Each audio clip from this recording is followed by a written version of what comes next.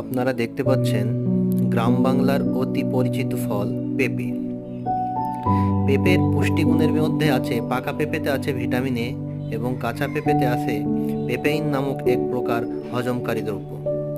এর অনেক ভেষজ গুণ আছে, যেমন অজীর্ণ, কৃমি সংক্রামক, আলসার, ত্বকে ঘা, একজিমা, কিডনি ও পাকস্থলীর ক্যান্সার নিরাময় করে থাকে। পেঁপের চারা লাগানো 3 থেকে 4 মাস পরে ফুল আসে এবং ফুল আসার 2 থেকে 3 মাস পরেই ফল সংগ্রহ করা যায়।